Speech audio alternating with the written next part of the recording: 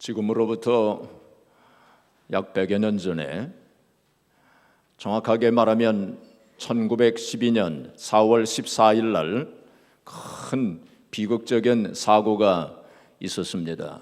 그것은 타이타닉호가 빙산에 부딪혀 가지고 침몰하는 큰 사고가 일어났어요.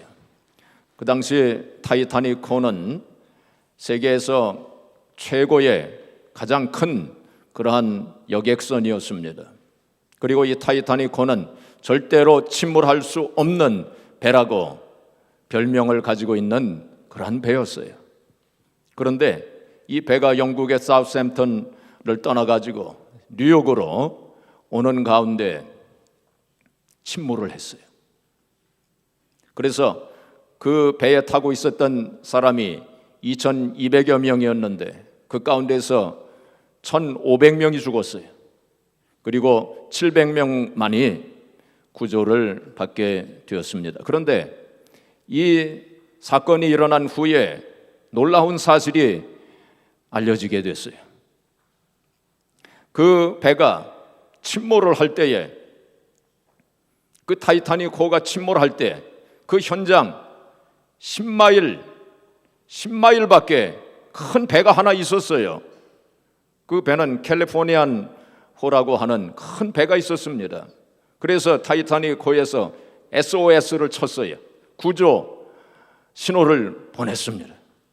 그 캘리포니안 호가 그 신호를 받았습니다. 그 배만 왔더라면, 그 배가 와가 10마일이라고 하면 금방 올 수 있는 거리입니다. 그 배만 와서 구조를 했더라면 한 사람도 죽지 않았을 것입니다. 그런데 그 배가 오지 않았어요. 구조 요청을 받았는데도 불구하고 오지 않았습니다. 나중에 알려진 바에 의하면 그 선장이 우리가 거기 가다가 우리도 빙산에 부딪히게 될 것이다, 그래가지고 가지 않았다는 것입니다. 그런데 그래서 타이타닉호가 이제 또 SOS를 이제 다른 배에 보냈는데 58마일 밖에 있는 배가 또 하나 있었습니다. 그 배는 카파시아라고 하는 배였어요. 이 카파시아는 58마일 떨어져 있었는데 SOS 신호를 받자마자 전속력으로 달려갔습니다. 그렇지만은 때가 늦었어요. 이미 침몰한 상태였습니다. 그러나 이 카파시아 배가 갔기 때문에 그래도 물 위에 떠 있는 그런 사람들을 700명이나 구조할 수 있었던 것입니다. 나중에 이 사실이 알려지자 캘리포니안 호의 선장은 큰 지탄을 받았습니다. 그리고 그 선장직에서 해임되었습니다. 그리고 이 카파시아 호 그 선장은 당시 영국의 여왕 엘리자베스 여왕에 의해서 영국 최고 그 훈장을 받았다고 합니다. 여기 캘리포니안 호 구조 요청을 받았는데도 불구하고, 구조할 수 있었는데도 불구하고 구조하지 않았던 이 캘리포니안 호는 바로 현대 교회를 상징하는 것이다 라고 생각할 수 있습니다. 제가 지난주일 전도에 대한 말씀을 전하면서 교회는 유람선인가 아니면 구원선인가 이제 그런 말씀을 드렸는데, 오늘 조금 더 깊게, 좀 더 자세하게 한번 같이 생각해 보려고 하는 것입니다. 한마디로 말한다면 교회는 구원선이 되어야 되는데, 마땅히 구원선이 되어져야 하는데, 그러나 현대교회의 대부분이 유람선이라고 하는 것입니다. 그렇다면 유람선 교회는 어떤 교회인가? 여러분, 유람선, 요즘에 크루즈라고 하지 않습니까? 크루즈 그 배를 타게 되면 탄 사람들은 어떤 일을 합니까? 그 유람선을 타게 되면 여기저기 왔다 갔다 하면서 구경을 합니다. 그리고 그 안에서 자기들끼리 잘 먹고 잘 마시고 잘 쉬고 즐기고 그러는 것입니다. 그렇죠? 유람선이라고 하는 건 바로 그런 것입니다. 그러면 유람선 교회는 어떤 교회인가? 유람선 교회에 있는 성도들은 어떤 일을 하는가? 유람선 교회 성도들은 교인끼리 친목을 도모하며 놀기를 좋아하는 교회입니다. 물론 성도들끼리 친목도 하고 친교도 해야 됩니다. 그러나 그것이 주된 관심사가 된다면, 영혼 구원에 대해서는 별로 관심이 없다면 그 교회는 유람선 교회가 되고 말 것입니다.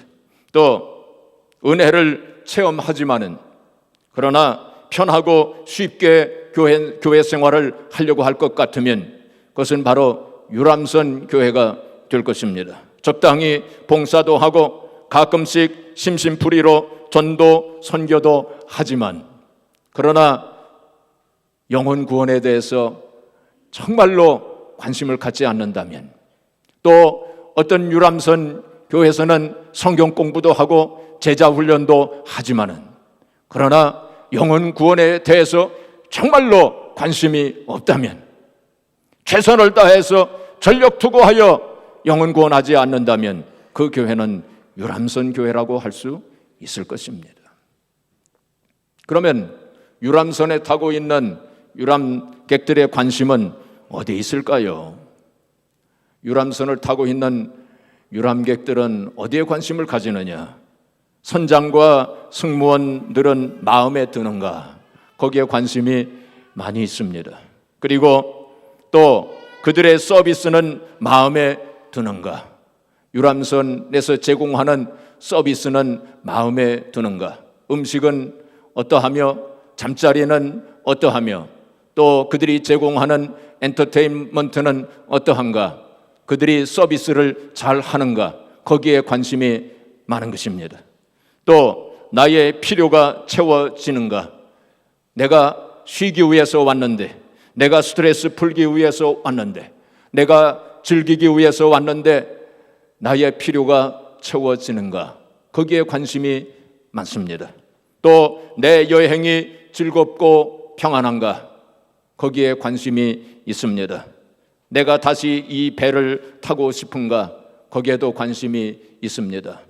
자, 그렇다면 바로 유람선 교회를 타고 있는 성도들은 어떤 데 관심을 가지게 될까요?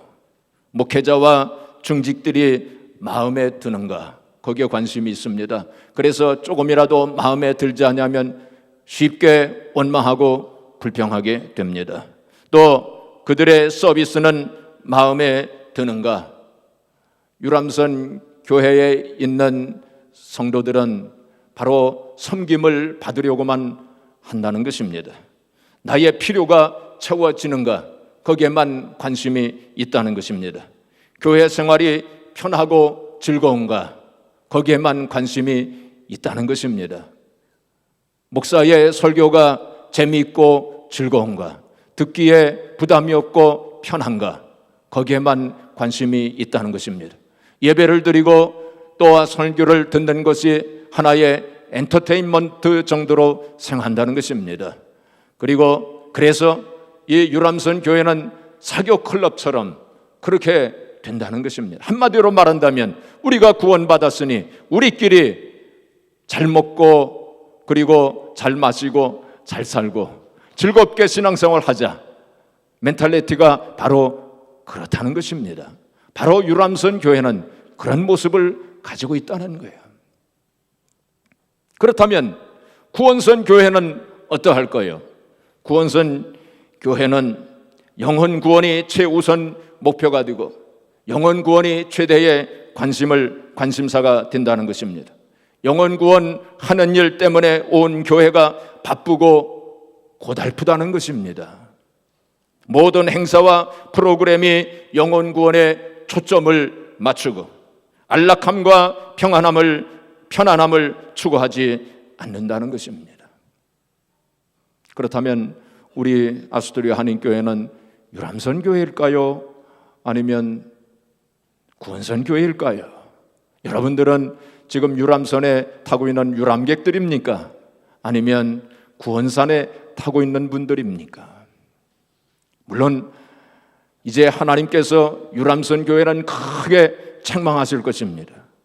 그러나 구원선 교회는 하나님께서 크게 칭찬하시고 큰 상급을 주실 것입니다. 왜 그렇습니까? 바로 교회의 존재 이유가 바로 영혼 구원에 있고 하나님의 절대적인 관심이 바로 영혼 구원에 있기 때문입니다.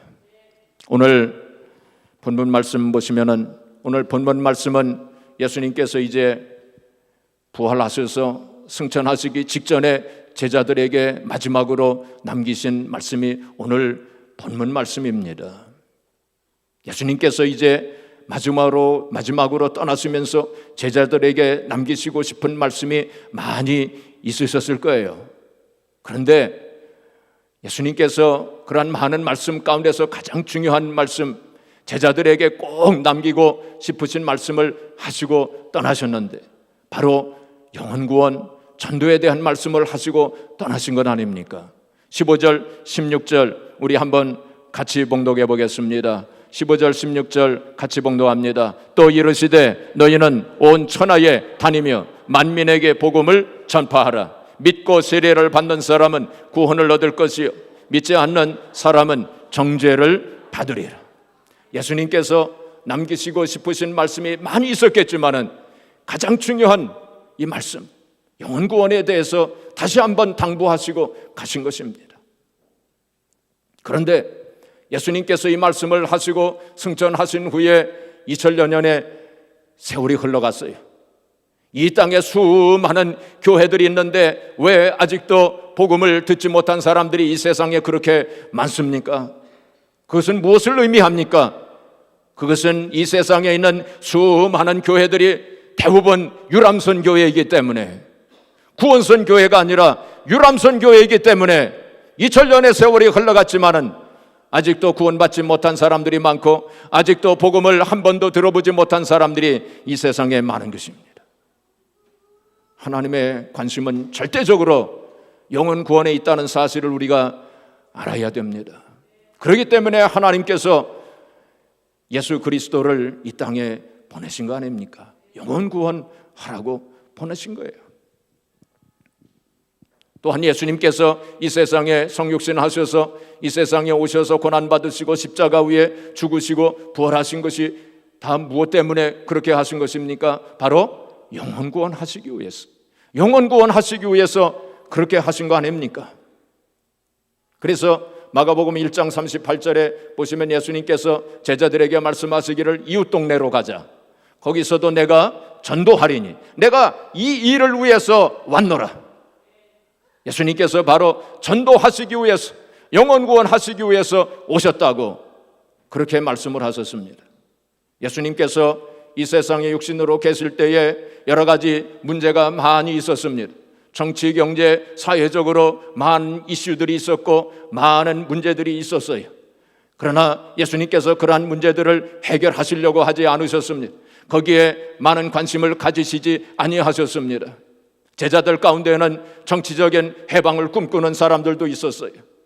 또 노예 문제라든지 여성 해방 문제 등등 여러 가지 사회적인 문제들도 많이 있었습니다. 그러나 예수님께서 그러한 문제들을 해결하시려고 하신 것이 아니라 바로 영혼 구원하시기 위해서, 전도하시기 위해서 온 힘을 기울이셨다는 사실을 우리가 알아야 됩니다. 예수님께서 많은 병자들을 고치셨지만은 그것도 궁극적으로는 영혼 구원의 목적이 있었다는 사실을 우리가 알아야 돼요. 교회가 물론 어떤 사회적인 이슈에 대해서 목소리를 내고 또 사회에 참여도 하고 사회적인 문제를 해결하기 위해서 애를 써야 마땅하지만, 그러나 그보다도 먼저 우리가 행하고 또 추구해야 되는 것은 바로 영혼 구원이에요.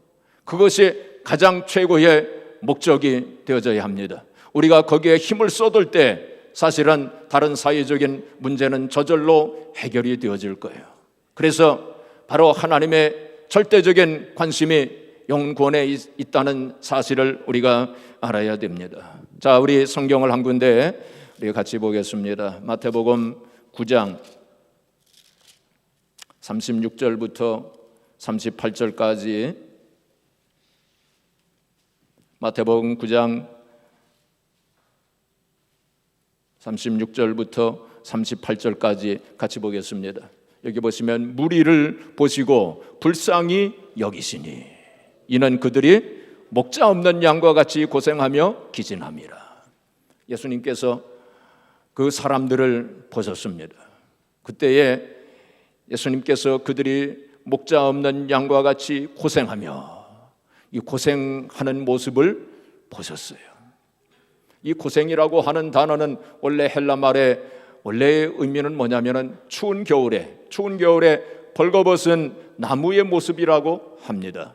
추운 겨울에 벌거벗은 그 나무가 얼마나 참 춥겠습니까? 바로 사람들의 모습이 그런 모습이었다. 그런 모습을 주님께서 보셨다는 것입니다. 그 다음에 또 기진함이라, 옛날 성경에는 유리함이라 그렇게 되어져 있었어요. 이것은 양들이 푸른 초장을 찾아서 헤매다가 결국 찾지 못하고 기진맥진한 상태가 바로 이 단어의 의미라고 합니다. 사람들이 이 세상에서 방황하며 소망을 찾지 못하고 그렇게 고통과 슬픔 속에서 유리방황하는 그러한 모습, 바로 주님께서 그러한 모습들을 보셨다는 것입니다. 여러분, 우리 주변에 그런 사람들이 얼마나 많습니까? 이 세상의 슬픔과 고통 속에 허덕이며 살고 있는 사람들이 얼마나 많습니까? 겉으로 볼 때는 멀쩡하지만 속은 다 병들어 있어요. 속은 다 멍들어 있습니다. 속은 다 상처가 너무나도 많아요. 영육간에 정말로 찢기어서 그런 참 고통 속에서 살아가고 있는 사람들이 얼마나 많습니까? 예수님 당시에도 그런 사람들이 많았고 또 우리가 살고 있는 21세기에도 그런 사람들이 우리 주변에 많은 것을 우리가 알 수 있습니다. 그래서 주님께서는 그러한 사람들을 보시고 불쌍히 여기셨다고 그렇게 기록되어져 있습니다. 여기 무리를 보시고 불쌍히 여기셨다고 했습니다. 그런데 옛날 성경에는 민망히 여기셨다고 그렇게 번역을 했었어요. 주님께서 그들의 고통과 슬픔 속에서 영육간에 찢긴 그들의 모습을 보시면서 민망히 여기셨다고, 불쌍히 여기셨다고 그렇게 말씀을 했습니다. 여기 민망히 여기셨다고 하는 단어 원래 헬라 말의 그 단어는 스플랑크니즈마이라고 하는 단어를 썼어요. 스플랑크니즈마이라고 하는 것은 어떤 의미를 가지냐면은 내장이 찢어지는 듯한 아픔을 느끼는 그러한 의미를 가지고 있답니다. 내장이 찢겨지는 그러한 아픔.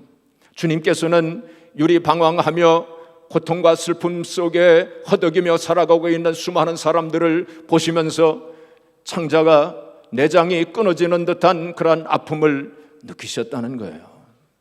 그러시면서 제자들에게 말씀을 하시기를, 이에 제자들에게 이르시되 추수할 것은 많되 일꾼이 적다고. 주님 그렇게 말씀을 하셨습니다. 이렇게 고통과 슬픔 속에 있는 사람들을 보시면서 추수할 것은 많은데 추수할 일꾼이 적도다 하고 그렇게 탄식을 하셨습니다. 사랑하는 성도 여러분, 우리가 살고 있는 이 시대, 우리 주변에 이렇게 고통과 슬픔 속에 소망이 없이 유리방황하며 살아가고 있는 수많은 사람들이 있는데 그들에게 우리가 어떻게 그들에게 소망을 줄 수 있을까요? 돈이면 그들에게 소망을 줄 수 있을까요? 아니면 권세를 주면 그들이 소망을 가질 수 있을까요? 아닙니다. 제가 그전에도 말씀을 드렸지만은 삼성의 회장이었던 이병철 씨가 살아 있을 때에 어떤 목사님이 그 이병철 씨에게 묻기를, 회장님은 마음에 평안이 있으십니까? 하고 그렇게 질문했대요. 그러니까 이병철 회장이 대답하기를, 목사님 말도 마세요. 나는 아침에 일어날 때부터 그리고 잘 때까지 극심한 불안과 두려움 속에서 삽니다. 그랬어요. 돈이면 되나요? 돈이면 소망을 가질 수 있나요? 아닙니다. 또한 우리가 잘 알고 있는 본회퍼가 그 나치 히틀러에게 저항했던 사람이었습니다. 이 본회퍼 목사님이 그래서 결국엔 이제 순교를 당했는데, 그가 순교하기 직전에 그가 뼈아프게 후회했던 것은, 그가 히틀러에게 저항하기는 했지만은 그에게 복음을 전하지 못했던 것을 뼈아프게 후회했다고 합니다. 여러분, 이병철 회장이나 혹은 히틀러나 이 세상에 그 누구도 이 세상에 이 세상적인 것을 가지고서는 소망을 가질 수가 없어요. 오직 복음으로, 예수 그리스도의 복음으로만 그들에게 소망을 줄 수 있는 것입니다. 이 세상에 그 누구도 복음이 필요하지 않은 사람은 한 사람도 없어요. 그렇기 때문에 예수님께서 바로 전도하라고, 너희가 추수할 일꾼이 되라고 그렇게 말씀을 하셨습니다. 그리고 12제자를 세우셔서 전도하러 보내셨어요. 그리고 70명의 제자를 세우셔가지고 2명씩 짝을 쥐어가지고 전도대를 만들어가지고 전도하도록 그렇게 명령하셨던 것입니다. 그래서 저는 요즘에, 지난주일에도 말씀을 드렸지만은 제가 계속 기도하는 게 있어요. 그래서 우리 교회가 유람선 교회가 아니라 정말 구원선 교회가 되기 위해서, 그래서 전도에 더 많은 관심을 가지고, 그래서 이제 전도지를 만들어 가지고 전도대를 편성을 해 가지고 우리 주변에 이 뉴욕에 이 전도대를 파견해 가지고 전도할 수 있도록 제가 그렇게 기도하고 있습니다. 그래서 이제 언젠가는 제가 여러분들에게 말씀을 드릴 거예요. 우리 주변에 한국 사람 별로 없습니다. 그래서 우리는, 그러나 이 뉴욕에 180여 종의 인종들이 살고 있어요. 각종 언어를 말하고 있습니다. 얼마나 황금어종입니까? 사실 한국 사람만 생각하면 별로 전도할 기회가 없겠지만은, 그러나 다른 인종들 생각하면 황금어종이에요. 사실 우리가 이번에 온두라스를 가지만 다른 나라에 가서 우리가 선교도 해야 되겠지만, 그러나 우리 주변에 살고 있는 사람들에게도 우리가 먼저 복음을 전해야 돼요. 그래서 할 수 있는 대로 그들이 듣든지 아니 듣든지 가서 전도해야 됩니다. 그래서 전도제를 만들어 가지고 이제 전도대를 편성을 해 가지고 2사람씩 짝을 지어 가지고 이 아스토리아에도, 그리고 플러싱에도, 잭슨하이스에도, 또 맨하탄에도 전도대를 편성해 가지고 이제 보낼 거예요. 그러니까 여러분들께서 마음의 준비를 하시고 그리고 기도하셔요. 그래서 우리 모두가 다 정말 구조대원, 영적인 구조대원이 되어가지고 영혼을 구원하고 영혼을 추수하는 그러한 성도들이 되시기를 주의 이름으로 축복합니다. 이것은 우리 교회를 부흥시키고자 하는 그런 차원이 아닙니다. 물론 교회가 부흥하면 또 하나님 앞에 영광을 돌리게 되겠지만은 이것은 더 큰 일이에요. 바로 영혼 구원, 거기에 관심을 가지고 우리 해야 돼요. 우리가 로컬 처치만 관심을 가져서는 안 돼. 우리 하나님의 왕국, 그리스도의 나라 전체를 우리가 생각하는 그런 마음으로 우리가 전도해야 할 것입니다. 어느 해안가에 이렇게 자꾸 인명사고가 났대요. 그래가지고 몇몇 뜻 있는 사람들이 이제 인명구조소를 만들었답니다. 해안가에다가. 그래서 많은 사람들을 이제 구조를 했답니다. 그래서 그 소문이 퍼져가지고 많은 사람들이 후원금을 보냈답니다. 그래서 돈이 많아졌어요. 그래서 그 돈을 가지고 그 구조소를 훌륭한 건물로 지었답니다. 그리고 훌륭한 가구들로 또 채워놓고 바닥도 대리석으로 하고 그리고 카펫도 깔았답니다. 그리고는 거기 구조대원들이 또 쉴만한 곳도 훌륭하게 마련해 놓고, 그리고 또 그들끼리 또 파티도 할 수 있도록 또 장소도 이렇게 마련해 놓고 다 그렇게 했답니다. 그런데 어느 날 이제 인명사고가 나가지고 인명구조를 해서 그 사람들을 데리고 와서 구조를 하는데 보니까 그 사람들이 묻히고 온 모래가 더럽게 이 바닥에 많이 있게 됐어요. 또 그 중에 어떤 사람은 막 토하기도 하고, 그러니까 가백도 새로 깔았는데 지저분하게 되어지고 이 대리석도 더러워지고 그렇게 됐어요. 그래서 구조대원들끼리 불평을 하게 됐답니다. 그러면서 점점 구조하는 일은 등한시하게 됐대요. 소홀하게 됐대요. 훌륭하게 건물 지어놓고 카페도 깔고 모든 것이 다 훌륭하게 설비가 되었지만은 이제 정작 그 구조소를 만든 목적은 등한시하게 되어지고 자기들끼리 모여가지고 파티하고 먹고 마시고 즐겁게 시간을 보내고 그러한 일을 하게 됐다는 것입니다. 바로 현대교회의 모습이 바로 그런 모습 아닐까요? 하나님께서 교회를 세우신 목적이 바로 영혼 구원하라고 교회를 세워주신 것인데 그것은 이제는 등한시하고 자기들끼리 모여가지고 먹고 마시고 즐거워하고 재미있게 신앙생활하고 그런 교회로 전락하지 않았는가? 우리가 한번 되돌아봐야 할 것입니다. 자, 그렇다면 우리가 왜 영혼 구원을 해야 될까요? 왜 전도해야 될까요? 근본적인 질문부터 우리가 해야 될 것입니다. 첫째로 우리가 영혼 구원하는 이유는 한 영혼이 처한 절대적인 위험성 때문입니다.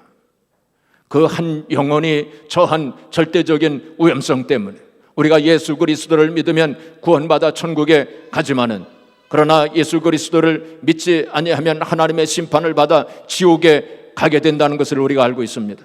요한복음 3장 18절 말씀 우리 한번 같이 봉독해 보겠습니다. 그를 믿는 자는 심판을 받지 아니하는 것이요 믿지 아니하는 자는 하나님의 독생자의 이름을 믿지 아니함으로 벌써 심판을 받은 것이니라.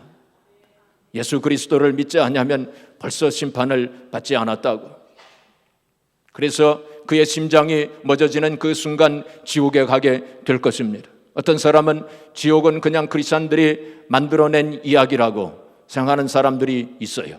결코 그렇지 않습니다. 지옥은 분명히 실존하는 것입니다. 옛날 한국에서 대양각 호텔에서 불이 났어요. 그래서 많은 사람들이 죽었습니다.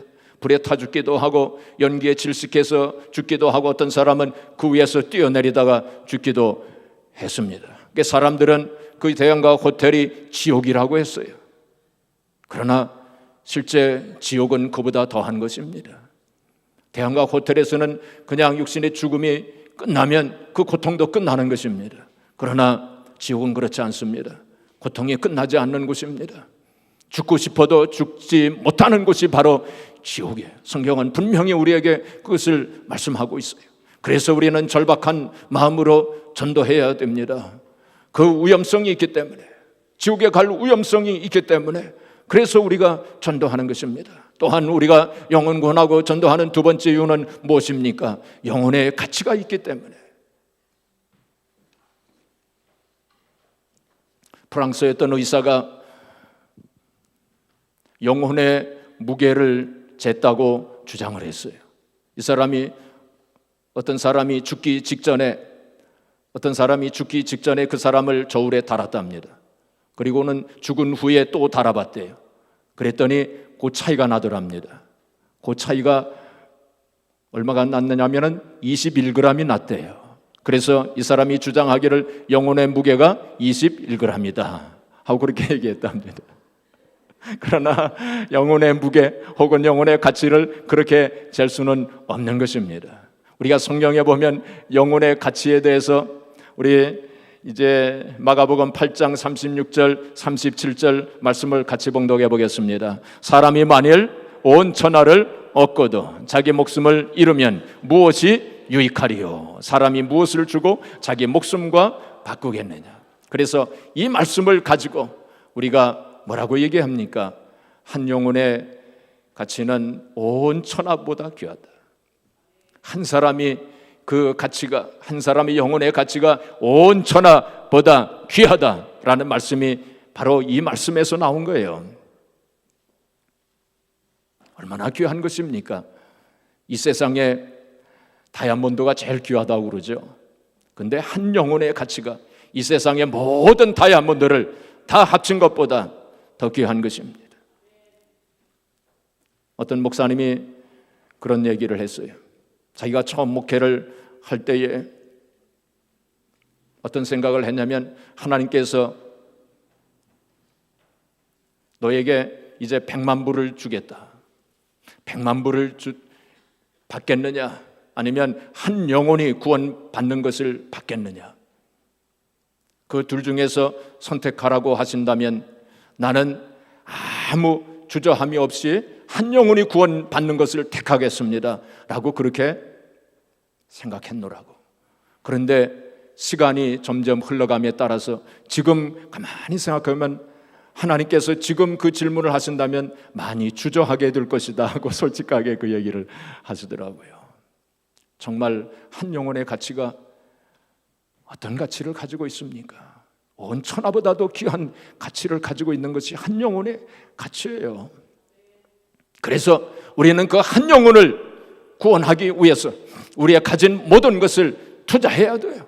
우리의 시간과 물질, 재능, 우리가 살아있는 동안 그 모든 것을 다 투자해서 한 영혼을 구원하기 위해서 우리의 모든 것을 다 투자해야 할 것입니다. 옛날 나치스치아에 쉰들러라고 하는 사람이 있었습니다. 이 쉰들러는 그때의 사업가였어요. 사업을 잘 하고 있었습니다. 그래서 그는 편안하고 안락한 생활을 얼마든지 할 수 있는 그런 사람이었어요. 그런데 이 사람이 한 번은 그 나치가 그냥 그 유대인들을 가스실로 보내가지고 무참하게 죽이는 그 광경을 목도하게 되었습니다. 하루는 그 유대인들을 죽일 때에 그냥 발가벗겨가지고 남녀노소 할 것 없이 그냥 가스실로 그냥 보냈는데, 하루는 그 유대인 그 어머니가 그 어린 아들을 품에 안고 그 가스실에서 죽는, 고통스러워하면서 죽는 그 광경을 목도하게 됩니다. 그래서 이 쉰들러가 이 유대인들을 구해야 되겠다 하고 그렇게 결심을 하게 됩니다. 그래가지고 자기 재산을 팔기 시작합니다. 그때의 나치 당원들 가운데서는 부패한 사람들이 많아가지고 돈을 주면 빼낼 수 있었다는 것입니다. 그래가지고 재산을 판 거예요. 팔기 시작을 했어요. 그래가지고 유대인들을 한 사람 두 사람씩 계속 빼가지고 구원하는 일을 했어요. 결국에는 그의 재산을 다 팔았어요. 다 팔아가지고 유대인들을 구원하는 데 쓴 것입니다. 한 600여 명 그렇게 구원을 했다는 것입니다. 그래서 마지막에 다 구원하고 이제 마지막에 구원한 유대인들을 기차에 태워가지고 이제 보내고 나서 그는 홀로 이제 선로 위를 걷다가 자기 손가락에 끼워진 그 금반지, 그 금반지를 보게 된 거예요. 이제 그러면서 그가 왜 내가 이 금반지를 팔지 않고 내가 끼고 있단 말인가? 내가 이 금반지를 팔았으면은 유대인 한 사람을 더 구했을 수 있었을 터인데 내가 왜 이 금반지를 끼고 있는가 하면서 거기 엎드려 가지고 통곡을 했다는 것입니다. 그래가지고 그 유대인들이 600여 명 그렇게 구조를 받았는데 이 사람들이 얼마나 참 쉰들러 이 사람에게 감사하겠어요. 그래가지고 그 후손들까지 6,000명이 되었답니다. 6,000명, 600명이 구원받는데 후손들까지 6,000명. 그래서 이 사람들은 자기 자신들을 가리켜서 뭐라고 얘기하냐면 쉰들러스 주스라고 그렇게 말한답니다. 쉰들러 유대인이라 하고 그렇게 말한다는 것입니다. 사랑하는 성도 여러분, 여러분들에게 그러한 쉰들러 리스트, 그 영화도 그렇게 나왔죠. 이 사람 그 실화를 바탕으로 해가지고 쉰들러스 리스트라고 하는, 쉰들러 명단이라고 하는 그 영화 아마 많은 분들이 보셨을 것입니다. 사랑하는 성도 여러분, 여러분들은 쉰들러의 리스트를 가지고 계세요? 여러분들이 지금까지 신앙생활 하시면서 몇 명이나 전도하셨습니까? 그리고 앞으로 전도할 사람 명단을 가지고 계세요? 이번에 우리 교회에서 이제 기도원 전도 운동을 지금 하고 있습니다. 그래서 전도할 사람 명단을 작성해서 그 사람들에게 성경을 주면서 전도하려고 그렇게 하고 있습니다. 여러분, 그 일에 함께 동참하세요. 하나님 앞에 한번 심각하게 기도해 보시고 내가 전도할 사람이 누구인가? 꼭 우리 주변에 있는 사람 아니라도 괜찮습니다. 멀리 있는 사람이라도 괜찮습니다. 그래서 그 사람에게 성경을 우송해서라도 내가 전도할 사람이 누구인가 한번 생각해 보세요. 그래서 거기에 명단을 적어 보세요. 그것이 바로 여러분들의 신들러스 리스트가 될 것입니다. 사랑하는 성도 여러분, 우리 교회가 유람선 교회입니까? 아니면 구원선 교회입니까? 여러분들은 유람선에 타고 있는 유람객들이 있습니까? 아니면 구원선에 타고 있는 구조대원들입니까? 사랑하는 성도 여러분, 우리 교회가 유람선 교회가 아니라 구원선 교회가 될 수 있도록 기도하시기를 바랍니다. 그리고 우리가 남은 인생, 우리 시간과 물질, 우리가 가지고 있는 모든 것을 다 투자해서 우리 영혼 구원에 최선을 다하시기를 바랍니다. 그래서 우리가 주님 앞에 섰을 때에 네가 영혼 구원을 위해서 최선을 다하는 것을 내가 보았노라. 주님께서 그렇게 말씀하시고 주님으로부터 칭찬받고 상급받는 성도, 그리고 우리 아스토리아 한인교회가 바로 주님으로부터 칭찬받고 상급받는 교회가 되어지기를 주님의 이름으로 축복합니다.